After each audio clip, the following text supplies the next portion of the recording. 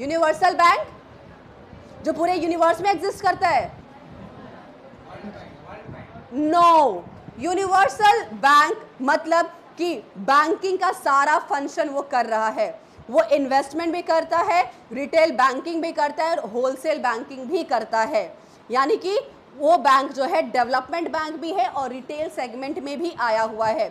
जैसे हमारा नबार्ड जो है वो सिर्फ और सिर्फ डेवलपमेंट बैंक है, यानी कि वो सिर्फ रूरल एरिया को डेवलप करने के लिए आया है। हमारा जो पीएनबी बैंक है वो किसी सेक्शन को डेवलप करने नहीं आया है, वो नॉर्मल रिटेल बैंकिंग करने आया है कि आप आइए, अकाउंट खुलवाइए और हमें लोन दीजिए। लेकिन ये जब दोनों कंबाइन हो जाता है कि हम ये भी काम करेंगे और ये भी काम करेंगे, उसी को कहते हैं यूनिवर्सल बैंकिंग।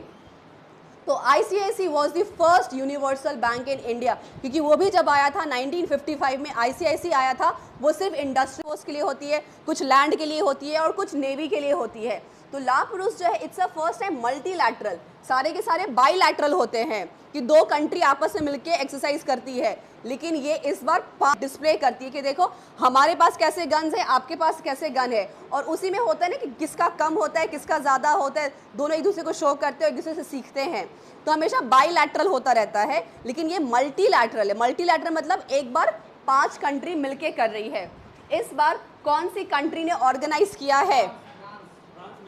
फ्रांस है। तब तक चीटिंग कर लिया जब तक मैंने बताया, आपस में डिस्कस किया। चलो, कितनी सारी कंट्रीज है?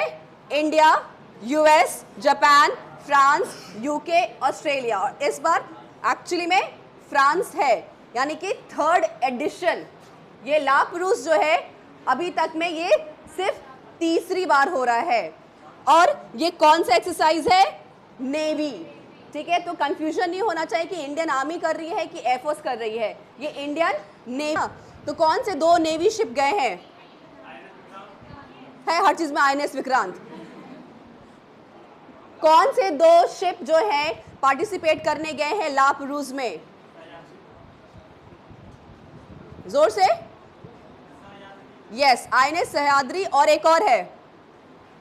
आईएनएस सह्याद्री एक है और दूसरा एक और है आईएनएस ज्योति। आईएनएस सह्याद्री और आईएनएस ज्योति ये 2 ऐसे नेवी शिप हैं जो ला प्रूस में पार्टिसिपेट कर रहे हैं। और कहाँ? फ्रांस में कर रहे हैं। और ये कितनी बार हो चुका है अभी तक? This is the 3rd time. और कब कब हुआ है? 13 और 14 मार्च। मुझे ये बताइएगा,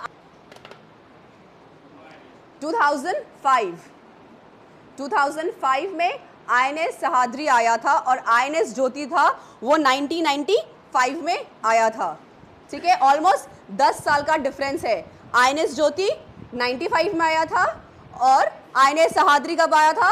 2005 में आया था। और ये दोनों आईएनएस